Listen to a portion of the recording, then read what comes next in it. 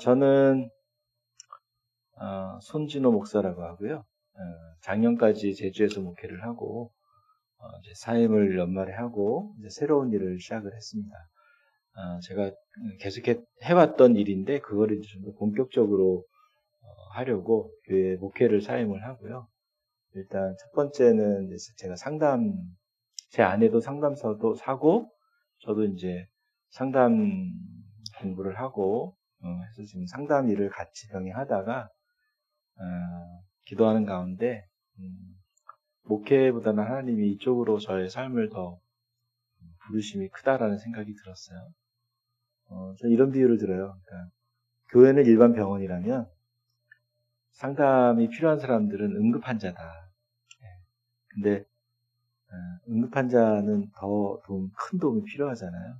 실질적으로, 현실적으로 또 교회 신앙을 가진 분들이 이렇게 상담을 받을 수 있는 그런 것들이 많이 없기 때문에 이제 그 일의 필요성을 느끼고 이제 그 일을 지금 시작을 이제 하려고 합니다. 또 한 가지는 이제 선교의 일을 하는데 제가 하는 선교의 일은 그동안 계속 중국에 있는 가정교회를 저희 신동식 목사님도 한번 다녀오시긴 했는데 가정교회를 쭉 섬겨왔어요.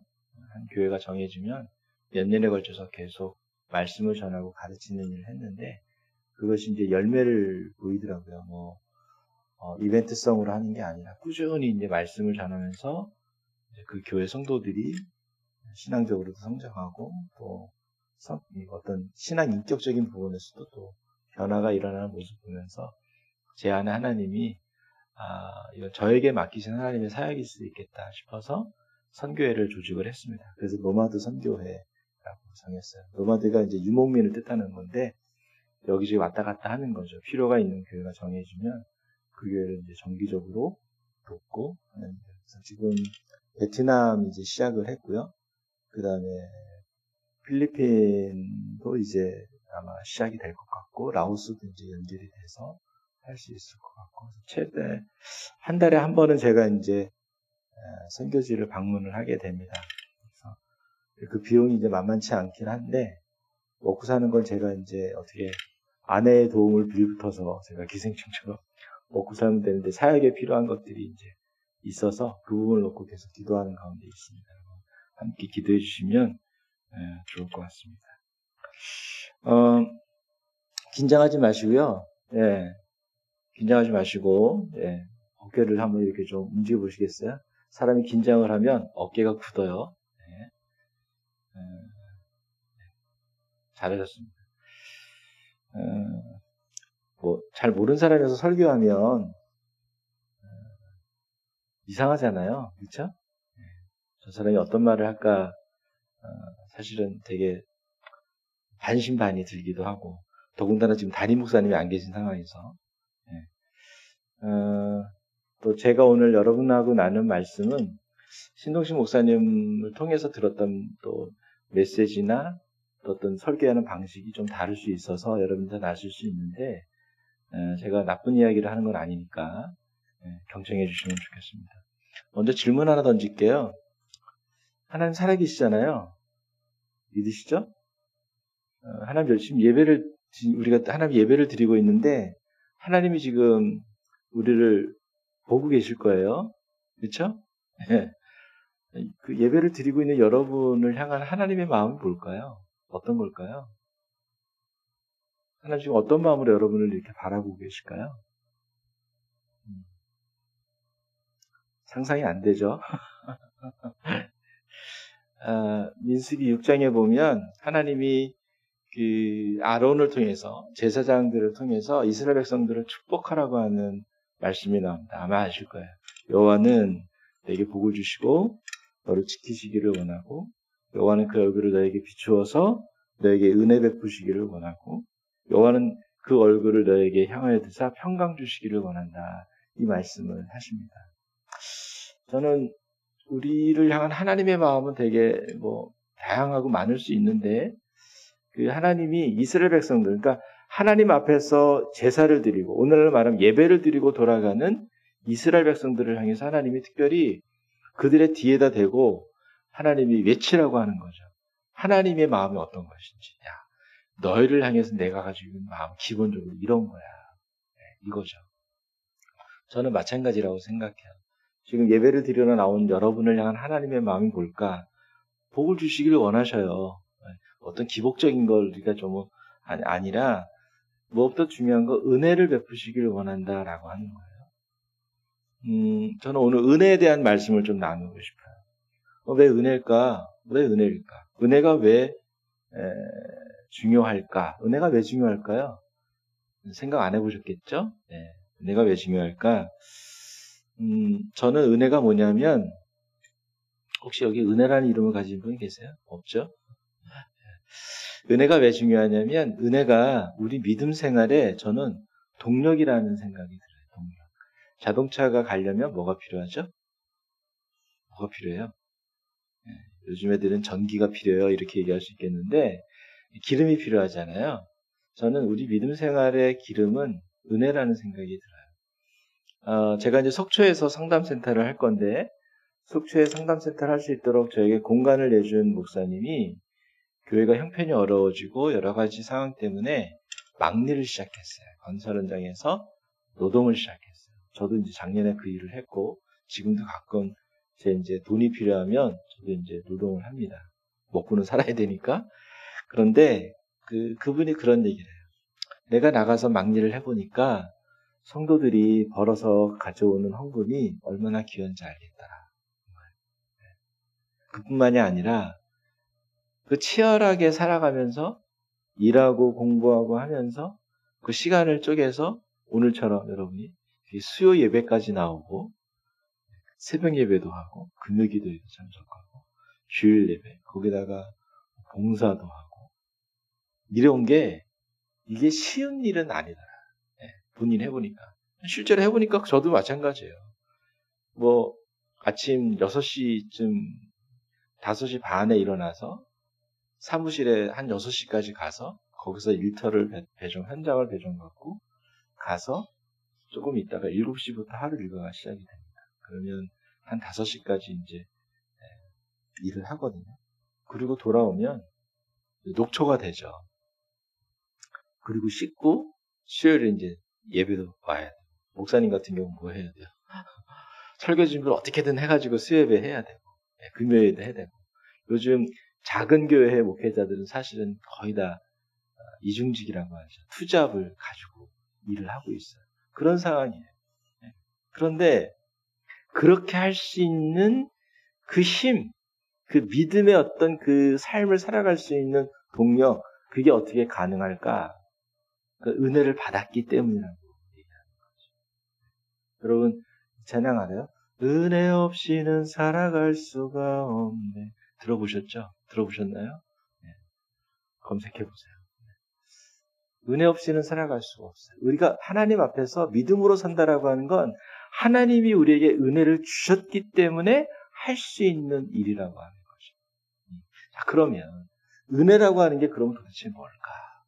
보통 은혜 받으면 은혜라고 얘기하면 우리가 먼저 떠오르는 게 뭐냐면 내 마음속에 어떤 주어지는 감동이고 제가 설교를 하고 마치면 제가 이제 요즘에는 이제 교회 임지가 없으니까 이렇게 목사님이 친구 목사님들이 자리를 비우거나 갑자기 아프거나 그러면 콜이 와요. 소 목사님 기도해 주세요. 설교 좀 해주세요. 제가 이제 대타를 요즘에 최소 한 달에 한 번씩은 뛰는데 설교하고 딱 끝나고 나가면 성도님들 하는 얘기가 있어요. 목사님 오늘 뭐라고 얘기할까요? 은혜 받았어요. 이렇게. 그게 무슨 뜻이에요? 설교를 들으면서 내 안에 감동이 있었다는 거예요. 그러니까 사람들이 어떻게 생각하냐면 은혜는 감동이라고 생각해요. 근데 여러분 뭔가 우리 마음 안에 뭔가 이렇게 와닿고 뭔가 좀 어떤 그런 마음이 어떤 좀 찡한 어떤 그런 감동은 사실 오늘날은 어디서 더 많이 받냐면 드라마나 영화에서 더 많이 받아요. 여러분 설교 들으면서 울어본 적 있어요? 우리 집사님 고개를 끄덕거리시는데 그렇다는 뜻이죠. 예. 근데 오늘날 교인들도 설교를 들으면서 울기보다는 드라마나 영화 아니면 내가 좋아하는 가수 노래 들으면서 우는 경우가 더 많은 것 같아요. 제가 재밌는 이야기 하나 드릴게요. 제가 이제 일할 때는 역곡에서 지냈는데요. 역곡 가기 전에 고척동 오리동에 보면 고척 스카이돔이라고 해서 실내 경기장이, 야구 경기장이 있어요. 그래서 밤 10시쯤에 이제 숙소로 들어가는데, 거기가 평상시에는 밤 10시면은 차가 많이 없어서 길이 안 막히는데, 길이 막히는 거예요. 그래서 보니까 막 경찰들이 나와서 막 교통통제를 하고, 그리고 사람들이 막 거려요. 그래서 그 고척 스카이돔 앞에 버스가 딱 섰어요. 근데 사람들이 막 타는 거예요. 다 파란색 점퍼를 입고 타는 거예요. 이유가 뭔지 아세요? 임영웅의 팬클럽이 거기서 콘서트를 임영웅이 콘서트를 했는데 그 팬클럽 회원들이 몇만이 거기서 모인 거죠. 그리고 이제 끝나고 콘서트가 끝나고 이제 집에 돌아가는 거예요. 그래서 뭐 3, 4, 5 모여가지고 이제 막 자기들끼리 뭐 하고 버스에 올라타서 막 얼굴이 막 너무 행복해. 옛날에 왜 부흥회 끝나면 사람들이 막 행복해가지고 얼굴이 상기된 얼굴이잖아. 그거랑 똑같았어요. 한 7, 80년, 한 8, 90년대에 교회가 대형 집회를 하고 뭐 부흥회 하면은 막 그런 데서 했단 말이에요. 그때 끝나고의 모습하고 너무 비슷한 거야. 오늘날의 메신저는 가수들이구나. 더 이상 목사님이 아니구나. 이런 생각이 들었어요. 근데 여러분, 그 콘서트 참석해서 노래 듣다 보면 감동이 밀려와요. 어떤 사람들은 막 헌금도 갖다 바치잖아요. 팬클럽에 막. 그 콘서트 비용이 한두 푼이 아니에요. 뭐 2, 30만 원 하기도 하고, 뭐, 프리미엄부터 뭐 4, 50만 원 뭐 이상도 되고, 또 물품도 사야 되고, 또 지역마다 또 모임이 있어요. 우리 구역처럼. 똑같이 운영되고 있어요, 지금.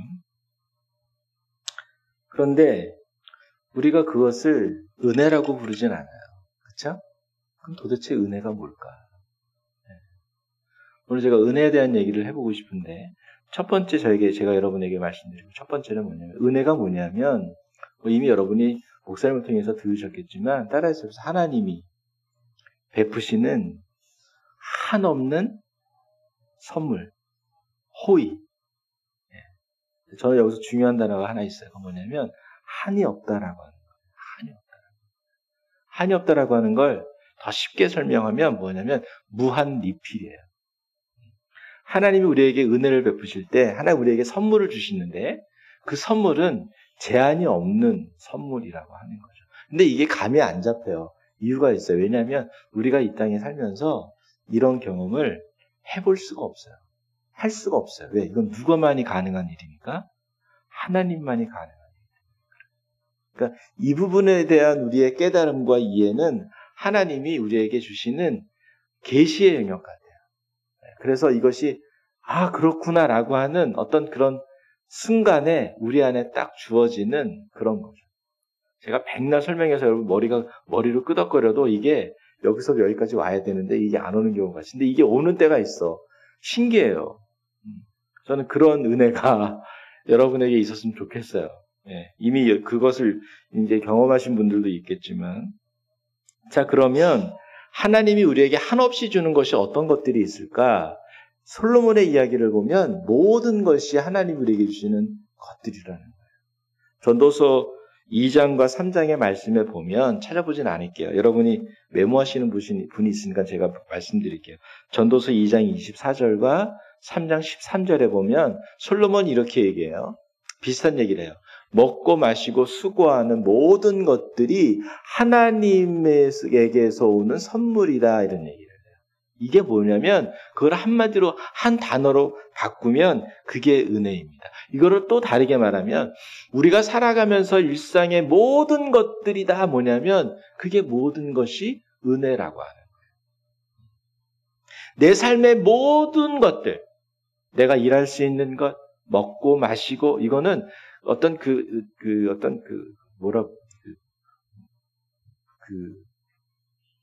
문법 용어로 뭐라고 해요? 대유법이라고 그러나요? 먹고 마시는 게 단순히 먹는 것과 마시는 것을 이야기하는 거 아니라 우리의 삶의 모든 것들이 다 어디서부터 오는 것이다? 하나님이 우리에게 주시는 것이다. 그리고 그것은 뭐다? 그게 한없는 은혜의 선물이다라고 말할 수 있다라고 하는 거예요. 여러분, 제가 좋아하는 찬양이 하나 있어요. 어떤 거냐면, 어떤 찬양이 있냐면, 나의 나 된 것은 하나님의 은혜라고 하는 찬양이에요. 거기 보면 이런 가사가 있어요. 한량없는 은혜, 갚을 길 없는 은혜. 하나님의 은혜는 한량이 없고 그래서 갚을 수가 없는 은혜라고 하는 거예요. 네. 여러분, 하나님의 은혜를 받았다면 어떻게 해야 될까요? 하나님 여러분 은혜를 주셨어. 그럼 여러분은 어떻게 해야 돼요? 죄송해요. 어려운 질문 드려서. 하나님의 은혜는 갚는 게 아니에요. 하나님의 은혜는 누려야 되는 거예요. 근데 많은 사람들이 하나님이 우리에게 은혜를 주시면 팔 걷어붙이고 뭐 하냐면 갚으려고 해요. 그래서 제일 먼저 하는 게 뭐냐면 아골골짝 빈들에도 두 손 들고 가오리다. 이건 뭐예요? 갚으려고 하는 거예요. 근데 저는 그래서는 안 돼요. 먼저 누릴 수 있어야 돼요. 하나님의 은혜를 더 깊이 누려서 그 은혜가 내 마음 깊이 새겨질 수 있도록 해야 돼요. 그래야 그것이 내 삶에서 은혜가 흘러넘쳐서 그 은혜가 내 성품을 바꾸고 내 생각을 바꾸고 내 삶을 바꿔서 하나님의 은혜가 흘러가는 삶을 살 수 있는 거예요. 근데 많은 교회가, 많은 사람들이 하나님의 은혜를 받으면 그 순간 자기가 뭘 하려고 하면 사역자가 되려고 해요. 갚으려고 하는 거예요. 하나님의 은혜를. 그러니까 은혜를 조금 받았는데, 경험했는데 그 은혜를 가지고 자기가 자꾸 뭔가를 하려고 하니까 어린애가 뭔가를 하려고 하면 얼마나 힘들어요. 그렇죠? 어린애가 커야 되는데 영성이라고 하는 것, 믿음이라고 하는 것, 신앙이라고 하는 것도 발달 단계가 있어요. 요한이 그렇게 얘기하죠. 어린아이 단계가 있고 청년의 단계가 있고 그 성인의 단계가 있고 아비의 단계가 있다라고 얘기를 하잖아요. 요한 1세에 보면. 근데 우리가 그거 다 무시해버리고 은혜 받으면 옛날 목사님들이 그랬어. 은혜 받으면 당장 신학교 가서 신학하고 목사님이 되려고 그래. 그러면 신앙생활 시작한 지 얼마 안 돼서 몇 년 안 돼서 한 4, 5년 지나고 보면 이분이 뭐가 돼 있어요? 목사님이 돼 있어. 이건 지금 목사님 욕하는 건데 목사님이 돼 있어. 그러면 신학은 공부했으니까 머리는 커졌는데 하나님을 더 깊이 알지를 못해. 영적인 것에 대해서 이해함이 부족해. 그러니까 자꾸 뭐가 되는 거예요? 문제가 생기는 거예요. 얘기가 격길로 빠지는데요. 은혜는 누려야 돼요, 먼저. 여러분이 은혜를 누리는 시간이 있어야 돼요. 너무 길어지면 문제긴 한데.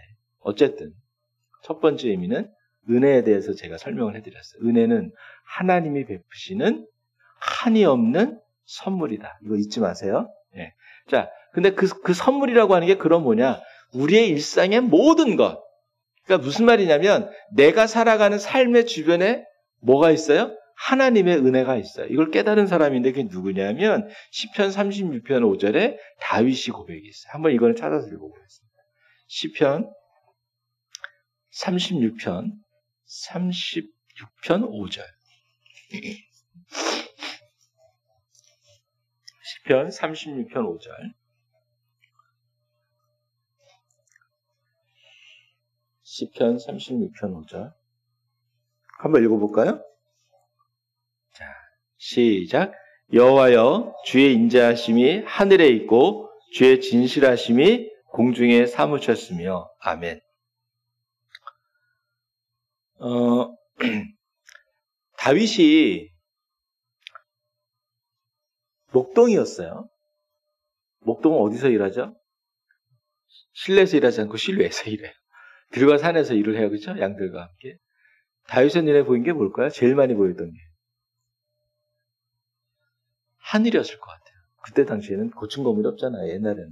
그렇죠? 저 멀리 산이 보이고 들판이 보이고 나무가 보이고 그리고 제일 많이 보이는 게 하늘이었을 거예요. 다윗의 눈에 보이는 하늘은 뭐였어요? 다윗은 그 하늘을 보면서 무엇을 떠올리고 무엇을 묵상했냐면 하나님의 인자하심과 하나님의 진실하심. 이게 하나님의 성품인데요. 그거를 묵상하고 그걸 바라보는 거예요. 그러니까 하늘을 보는 게 아니라 다윗은 뭐라고 표현하면 인자하심이 하늘에 있고 진실하심이 공중에, 공중이란 말 하늘이에요. 하늘에 어떻게 돼 있대요? 사무쳐 있다라고 얘기해요. 사무쳐 있다라고 하는 건 뭐야? 사무쳐다라는 말을 한국 표현하면 깊게 스며들어 있다라고 하는 뜻이에요. 그러니까 단순하게 말하면 하늘을 볼 때, 공중을 볼 때 다윗은 하나님의 인자하심과 하나님의 진실하심이 느껴지는 거예요. 이게 뭐예요? 하나님의 은혜, 하나님의 인자, 하나님의 진실은 다르게 말하면 하나님의 은혜를 말하는 건데 그게 다윗의 은혜는 늘 어떻게 해요? 보이는 거예요. 보인다라고 하는 건 뭐냐면 그걸 느끼는 거죠. 인식하며 살아가는 거예요. 그러니까 그 하나님의 은혜를 느끼고 하나님의 은혜를 인식한다라고 하는 건 그 마음 안에 늘 하나님이 함께 있다라고 하는 게 있는 거죠. 그걸 하나님의 임재의시라고 볼 수도 있을 것 같아요. 그러니까 자신의 일상 속에서 다윗은 무엇을 놓치며 무엇을 놓치지 않았다면 자기를 향한 하나님의 은혜를 놓치지 않고 살아갔다라고 합니다. 이게 우리의 삶에서 회복되어져야 될 부분이 있다라는 말씀이에요. 두 번째 사실은 하나님이 그런 분이기 때문에 하나님은 우리에게 은혜 베푸시기를 기뻐하시는 분이다라고 하는 것을 믿어야 되는 거예요. 자, 여러분 저와 같은 표들을 한번 취해보시겠어요? 오른손을 제 가슴, 내 왼쪽 가슴, 심장이 있는 부분에다 대시고 저를 따라 해보세요. 하나님은 나에게 은혜 베푸시기를 기뻐하는 분이다. 여러분 하나님의 은혜가 의심될 때 기도하러 나와서 이렇게 하세요. 하나님, 당신은 나에게 은혜 베푸시기를 기뻐하시는 분이십니다.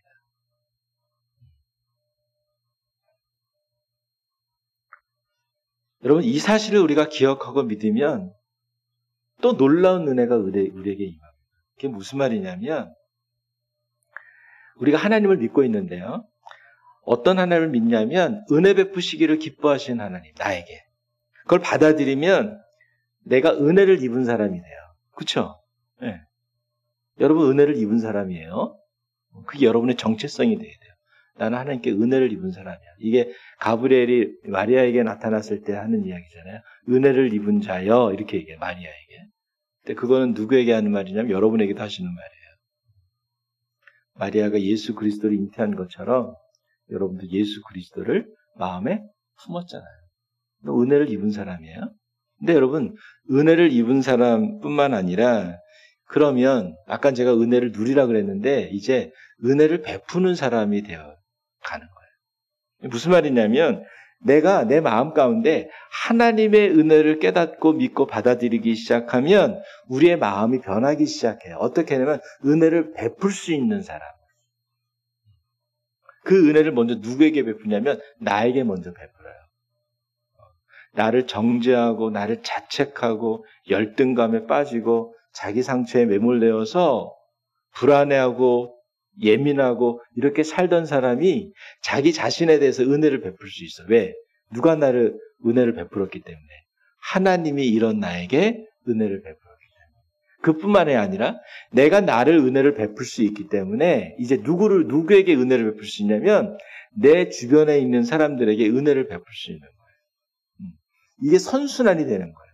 그리고 나는 더 하나님을 향해 나아갈 수 있게 돼요.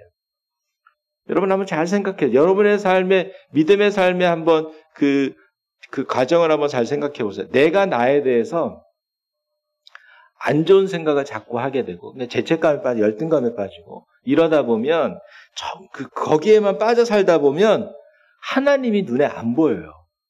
말씀도 안 들어와요. 교회 오는 게 싫어져요. 그럼 어떻게 되냐면, 하나님으로부터 점점점 멀어지게 되는 거예요. 그러다가, 하나님의 은혜가 내게 임해서 하나님이 야 진호야 너 그래도 내가 너를 사랑해. 내가 너를 용서했잖아. 내가 너에게 은혜를 베풀지 얼마나 기뻐하는지 너 알고 있잖아. 그게 또 내 마음 안에 이렇게 또 오면 점점 내 마음이 하나님을 향해 나아가게 되는 거예요. 이 선순환이 일어나는 거죠. 그러니까 내가 나를 부정하고 내가 나를 의심하기 시작하면, 나를 거절하기 시작하면 내가 하나님의 은혜를 의심하고 부정하게 되고 하나님에서 멀어지게 되는데, 나에게 은혜 베푸시기를 기뻐하시는 하나님을 내가 믿음으로 내가 받아들이고 그 하나님 내가 더 의지하기 시작하면 내 믿음이 더 어떻게 돼요? 하나님께 가까이 나아가는 신앙으로 점점점 성장해 간다라고 하는 거예요. 그래서 이게 중요하다라고 하는 거예요. 내가 하나님을 어떤 분으로 믿느냐, 이게 내 믿음의 삶을 달라지게 만들어요. 제가 이제 신 목사님하고 제가 페북 친구인데, 신 목사님이 그 지난주인가 지지난주인가 그 복음에 대한 거 하셨더라고요. 그렇죠? 신년의 복음과 평화의 복음. 제가 오늘 여러분에게 나눠드리는 건 은혜의 복음이에요.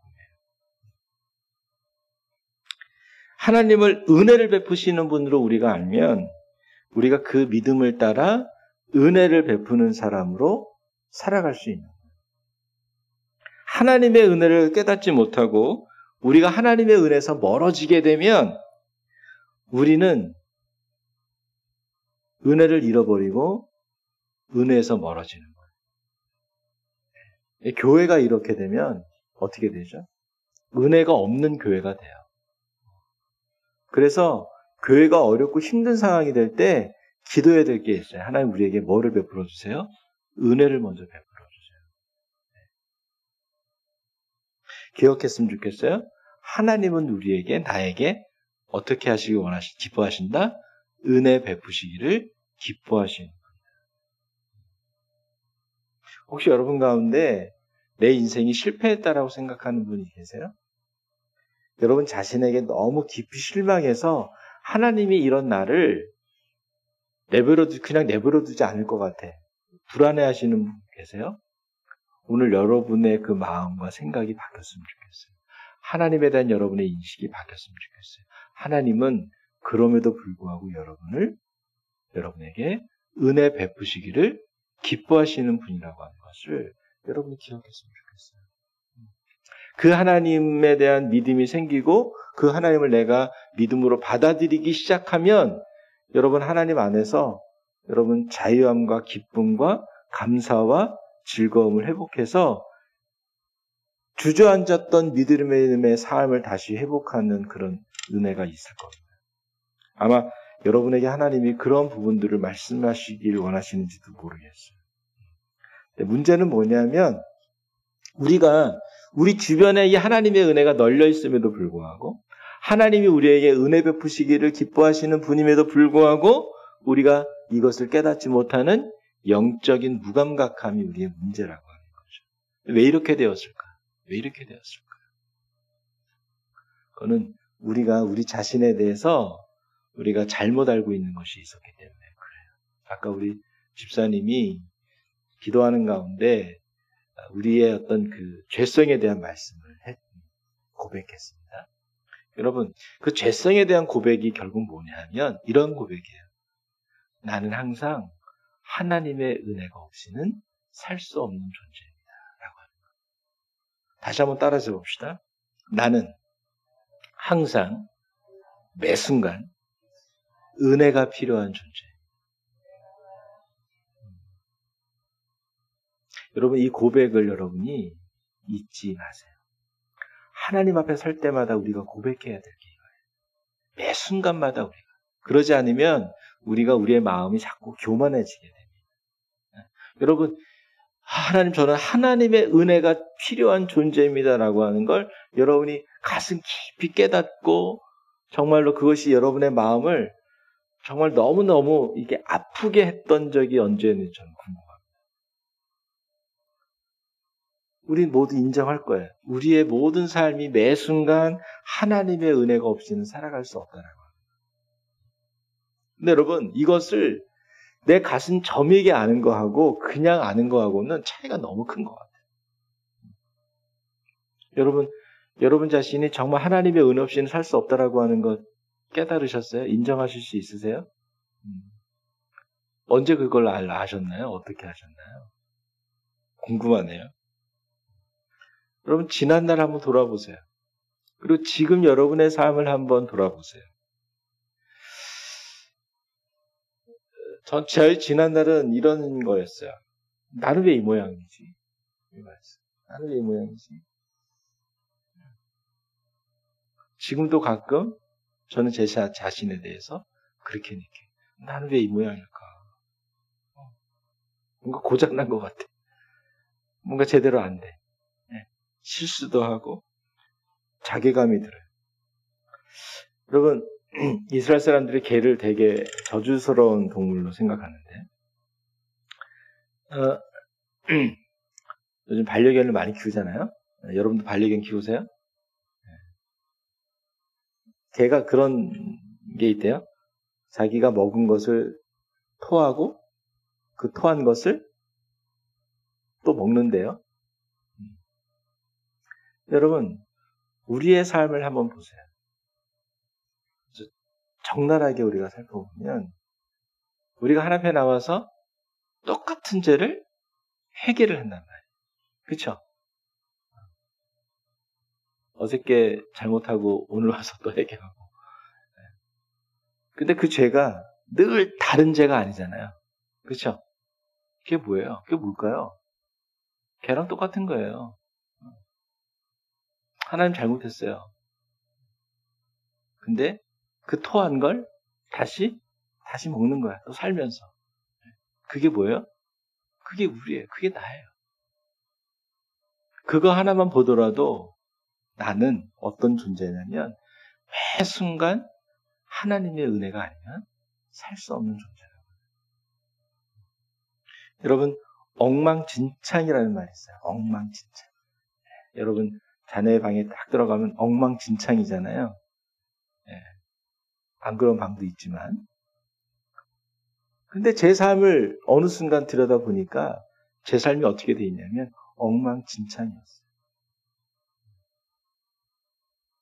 그때 깨달았어요.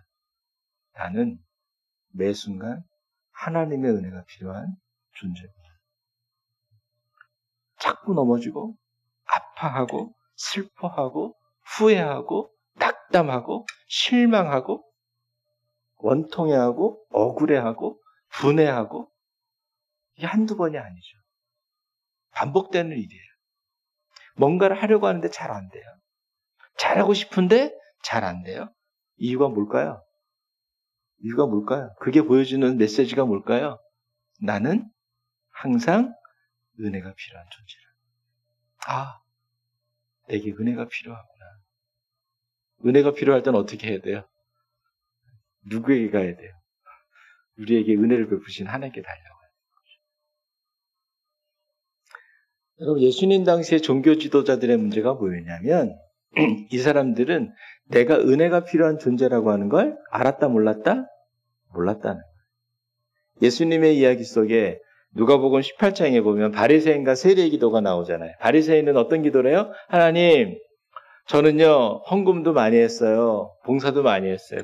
구제도 많이 했어요. 기도도 열심히 했어요. 저는 종교적으로 율법적으로 신앙적으로 문제가 하나도 없어요. 하나님 감사합니다. 이게 바리새인의 기도였어요. 세리의 기도는 뭐였어요? 하나님, 저는 죄인입니다. 가슴을 치며. 이게 뭘까요? 다르게 말하면 하나님, 저는 은혜가 필요한 사람입니다. 저를 불쌍히 여겨주세요. 누가 은혜를 입었어요? 다 알잖아요. 세리가 은혜를 입었다. 왜? 하나님 왜 그렇게 하셔요? 두 번째 사실이 뭐예요? 하나님은 우리에게 은혜 베푸시기를 기뻐하시는 분이니까. 여러분, 예수님의 이야기 속에 젊은 부자 간원의 이야기가 나옵니다. 찾아왔어요. 영생이 어떻게 하면 영생을 얻을 수 있나요? 예수님이 율법을 지키면 돼. 제가 다 지켰습니다. 예수님 뭐라고 말씀하셨어요? 너 가진 것을 팔아서 다 나눠주고 너는 나를 따라라. 이 청년들이 근심하고 돌아갔대요. 문제가 뭐였을까요? 이 청년은 자기의 부족함을 보지 못했어요. 내가 은혜가 필요한 존재라고 하는 걸 보지 못한 거죠. 바리새인과 똑같아요. 그런데 저는 이 모습에서 오늘날 한국 교회의 그리스도인들의 모습이 보여요. 모태신앙을 가진 사람들. 교회를 아주 오랫동안 다닌 사람들. 10년, 20년, 30년 이상 다닌 사람들. 영적으로 무뎌진 사람들. 스스로 내가 죄인이라고 말은 하지만 정말로 내가 얼마나 심각한 상태에 있는지를 잘 모르는 사람. 죄와 죄인이라고 하는 사실을 글로 배운 거죠. 이렇게 말하면 여러분이 또 약간 시험에 빠질 수도 있어요. 여러분 열심히 책도 읽고 성경 열심히 하는데 그걸 무시하는 게 아니라 중요한 거예요. 근데 그게 거기서 멈추면 안 된다고 하는 거죠. 예수님의 복음을 글로만 배운 거죠. 자신의 영적인 상태가 얼마나 심각한지를 깨닫지 못한 상태. 누구예요? 젊은 부자 간원이 그랬어요. 교회, 기독교의 역사가 오래되면 오래갈수록 개혁의 필요성이 느껴지는 건 뭐냐면 우리의 마음이 어떻게 되어 가기 때문일까요? 세리의 마음이 아니라 바리새인의 마음이 되고 젊은 부자 간원의 마음으로 되어가기 때문이라고 해요. 내가 얼마나 내 마음이 딱딱하고 굳어있는지를 알지 못하는 상태. 그래서 하나님의 은혜가 내게 얼마나 지금 절실하게 요구되어지는지를 깨닫지 못하고 있는 상태. 오늘날 교회의 문제점은 열혈 신자가 교회 안에 너무나 많다는 것일 수도 있어요. 그 열혈 신자의 문제가 뭐냐면 바로 젊은 부자 간원의 문제일 수 있다라고 하는 거예요. 나는 부족한 것이 없어요. 나는 헌금도 많이 하고 예배도 잘 드리고 봉사도 잘하고 모든 것이 나는 문제가 없는 거죠. 이걸 뭐라고 얘기하는지 알아요? 착한 죄인이라고. 내가 죄인이라고 고백하지만 사실은 제 자신의 죄의 실상에 대해서 알지 못하는 거죠. 교회에서 그냥 죄인이라고 얘기하고 죄인이라고 가르치니까 죄인이라고 고백하지만 내 죄가 얼마나 실제로 이 위험한 것이고 심각한 것인지에 대해서 알지 못하고 애통함이 없는 상태를 말하는 거예요. 은혜를 필요로 하는 마음이 우리 가운데 없어요. 그래서 우리에게 지금 필요한 마음은 뭘까요? 한국교회 안에 지금 필요한 마음이 뭐냐면 하나님의 은혜를 구하는 마음이에요. 지금 우리가 영적인 어떤 그 태락의 급물살을 타고 있는데 이 급물살을 가로막고 이것을 다시 일으킬 수 있는 길은 이건 인간이 할 수 있는 길이 없는 것 같아요. 하나님이 특별하게 세우신 어떤 사람들에 의해서 가능할 것이고 또 한 가지는 영적인 부흥, 그 영적인 부흥은 저는 하나님의 은혜가 우리에게 임하는 거라고 생각합니다. 우리가 그것을 위해서 기도해야 되지 않을까. 자, 그 다음에 하나 마지막 사실이 있어요. 그건 뭐냐면 하나님 가끔 그래서 우리에게 진호야, 너는 지금 내 은혜가 필요해 라고 하는 걸 깨닫게 하시는 어떤 일들을 행하실 때가 있다라는 거예요. 그게 바울의 이야기. 그때가 언제냐? 아무리 내가 노력해도 아무리 내가 애를 써도 되어지지 않을 때 뭔가 내 인생에 상승곡선을 타는 것이 아니라 내 인생에 하강곡선을 타고 있을 때 하나님 우리에게 똑똑똑 우리를 깨우치는 작업을 하시는 거죠. 얘야, 너 지금 은혜가 필요한 거야. 힘들고 지쳐서 넘어져 있을 때 하나님 우리에게 찾아오시잖아요. 손을 잡아주시죠. 그게 뭐예요? 그게 은혜예요. 아무리 수고하고 애쓰지만 나의 부족함만 느껴지고 지칠 수밖에 없는 그때에 바로 지금 내게 하나님의 은혜가 필요하구나라고 하는 그런 자각이 있어야 된다고 하는 것입니다. 아무리 염려하고 고민해도 변화가 일어나지 않을 때 예수님이 이렇게 말씀하셔. 너희가 고민한다고 키가 커지더냐? 고민한다고 키가 커지나요? 안 커지죠? 무슨 말일까요? 여러분의 삶에서 여러분이 해결할 수 없는, 여러분이 절대 뛰어넘을 수 없는 영적인 난간이 있어요. 삶의 난간이 있어요. 인생의 고난이 있어요. 그건 고민한다고 되는 게 아니에요. 뛰어넘어야 되는데 그것을 뛰어넘을 수 있는 길이 오직 하나밖에 없어요. 뭔지 아세요? 하나님이 우리에게 하나님의 은혜를 부어주시고 하나님의 은혜를 깨닫게 하실 때 우리가 그걸 넘어갈 수 있어요. 아마 그것들을 여러분이 한두 번은 경험했을 거예요. 은혜가 아니면 안 되는 순간이 있는 거예요. 은혜로 우리가 살아가야 되고 은혜로 버텨야 되는 시간들이 있다라고 하는 것입니다. 내 삶이 바닥까지 내려갔을 때가 바로 그때예요. 제가 성도들이 말을 안 듣고 사고를 자꾸 치면 그런 기도가 절로 나와요. 하나님 저 인간 바닥을 치게 해주세요. 네. 저주가 아니라 우리가 그때 정신을 차리는 것 같아요. 여러분이 정말 하나님을 이렇게 깊게 만났던 순간이 언제예요? 다 인생의 바닥을 칠 때였잖아요. 위기에 있을 때. 그쵸? 우리가 그때 하나님을 만난다고. 그때 만나는 하나님 어떤 하나님이에요? 우리에게 은혜를 베푸시는 하나님. 가장 절망의 순간에 하나님 우리를 찾아오시잖아요. 내 무력함을 깨닫고 하나님의 은혜를 갈망함으로 하나님 앞에 절실하게 나갈 때 그때 하나님 우리에게 뭘 주셔요? 은혜를 주신다. 저는 지금 우리 한국교회가 그런 순간이라고 생각해요.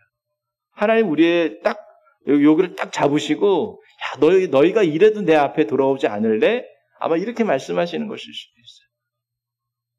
지금 한국 사회 안에서 잘 되는 건 교회가 아니다. 이단이잖아요. 왜 이렇게 됐을까요? 영적인 눈으로 보면 다 우리의 문제인데 우리가 깨달아야죠. 교회가 바닥을 치는 시간이잖아요. 우리가 할 건 뭘까요? 프로그램을 새로 하고 뭘 바꾸고 이게 아니에요. 진짜 우리가 이스라엘 백성들처럼 죄를 뒤집어 쓰고 하나님 앞에 하나님 우리가 잘못했습니다. 우리에게 뭐가 필요해요? 은혜가 필요합니다. 이거 고백해야 되는 시간이 지금 이때가 아닐까라는 생각을 합니다. 여러분, 예수님 당시에 죄인이라고 불렸던 사람들이 있어요. 그렇죠? 그 사람들이 진짜 죄인이 아니에요. 종교적인 죄인이죠. 근데 그 사람들의 공통된 특징이 뭔지 아세요? 여러분, 자, 예수님 당시에 죄인이라고 말했던 사람, 불렸던 사람들, 대체적으로 가난한 사람들이었어요. 외면당하는 사람들, 병자들, 학대당하는 사람들, 슬픔 가운데 있는 사람들, 그래서 억울함과 분노가 가득한 사람들, 예의도 없고 배려도 없고 친절함도 없어요. 그런 것들과는 거리가 먼 사람들이었어요. 어떻게 보면 그 사람들은요, 인생의 실패자들이었어요. 그 사람들을 가리켜서 예수님 당시에 뭐라고 얘기했어요? 죄인들 이렇게 불렀어요. 여러분, 그 사람들이 어떤 사람들이냐면 지쳐서 아무것도 할 수 없는 사람. 너무나 가난해. 배운 것도 없어. 억울한 게 너무나 많아. 왜? 배운 것도 없고 가난하니까 이리 치고 저리 치요. 그러니까 성격도 그렇고 가치관도 그렇고 다 뭐예요? 바닥이에요. 그 사람들이 죄인이었어요. 근데 그들의 친구가 되어주신 분이 누구예요? 예수님이라고. 여러분, 이런 사람들에게 요구할 수 있는 게 뭐가 있을까? 야, 너 왜 그밖에 못 살아? 너 왜 이렇게 가난해? 너 이렇게 못 배워가지고 예절도 없어? 그렇게 말할 수 있겠죠. 예수는 그렇게 말씀하지 않았어요. 예수는 그들을 그렇게 뜯어고치지 않았어요. 예수님은 그들에게 뭘 베풀었어요? 은혜를 베풀었어요. 왜? 은혜밖에는 그들을 살릴 길이 없으니까. 근데 그게 누구예요? 그게 나라고 하는 거 우리가 인식할 수 있어요. 은혜가 아니면 살아갈 수 없는 사람이 누구냐면 그 당시에 죄인들이었다라고 하는 거예요. 하나님이 한량없이 베푸시는 호의와 자비로움이 아니면 구원받을 수 없는 사람들, 그 사람들이 예수님 당시의 죄인이었어요. 그리고 거기에 포함되어야 한 사람이 있는데 그게 누구예요? 바로 나예요.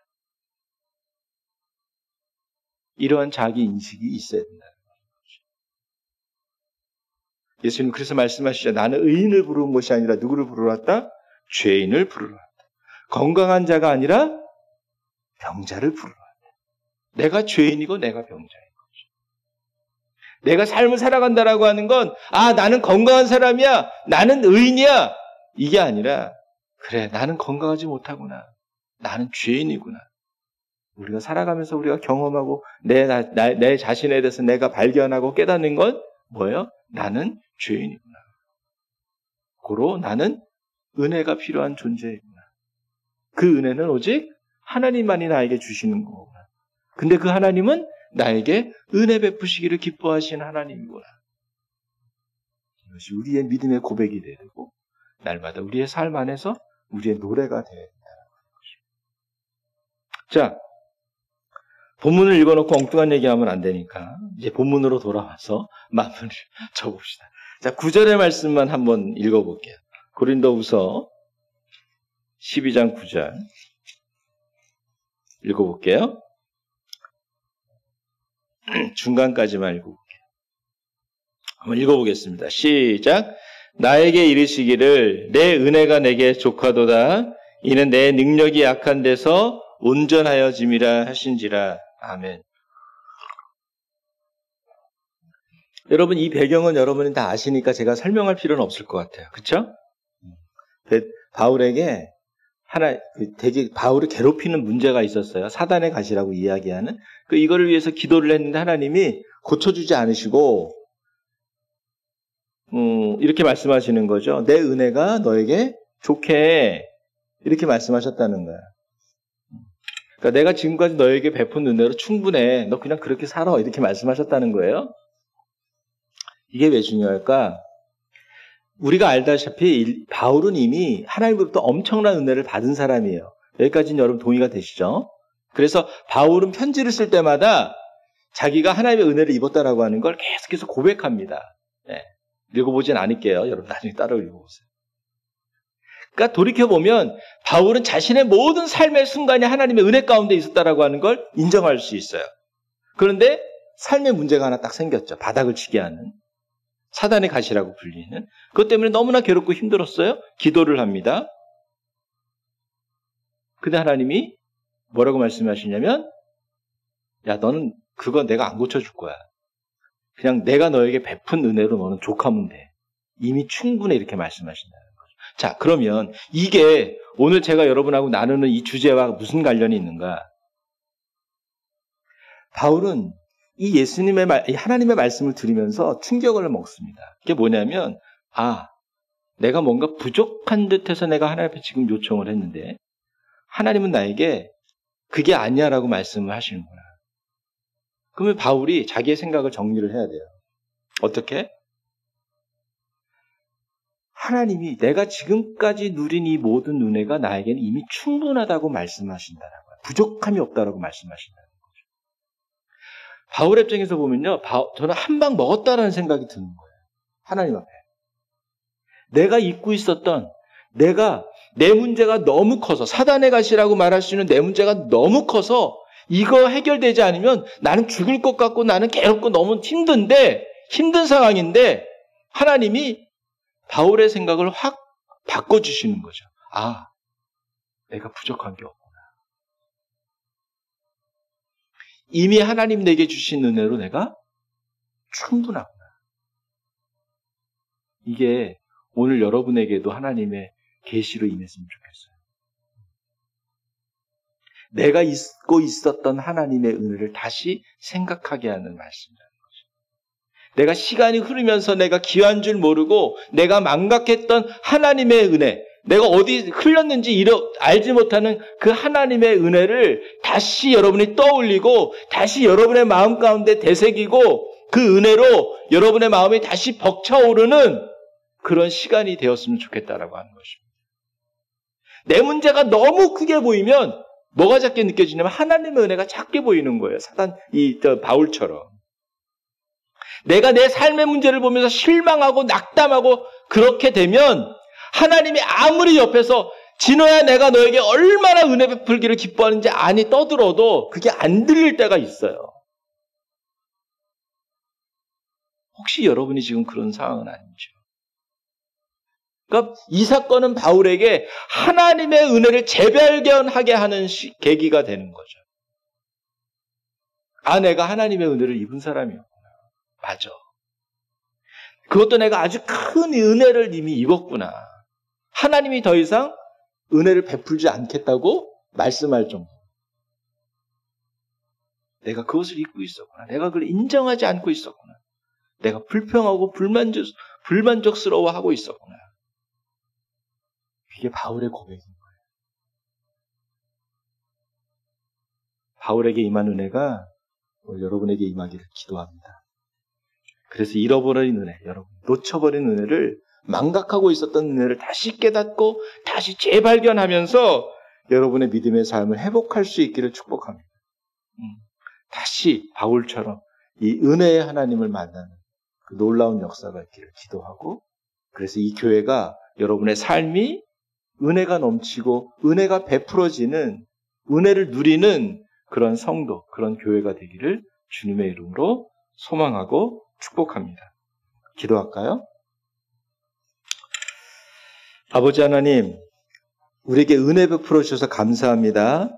근데 그 은혜를 우리가 놓치고 있었습니다. 잘 깨닫지 못했습니다.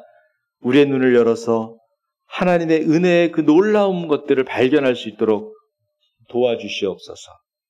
주님, 그리고 우리가 우리의 삶에서 부딪히는 어떤 삶의 문제들 속에서 하나님, 내가 은혜가 필요한 존재라고 하는 것을 자각하고 깨닫고 주님 앞에 엎드리는 그러한 시간이 되도록 도와주시옵소서.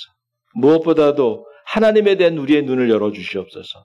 은혜 베푸시기를 기뻐하시는 하나님의 성품과 하나님의 마음을 우리 가운데 깊이 새겨주시고 깨닫게 하시고 그 하나님을 믿음으로 의지하며 살아가는 주의 백성들이 될 수 있도록 인도하여 주시옵소서. 감사드리고 예수님의 이름으로 기도합니다. 아멘.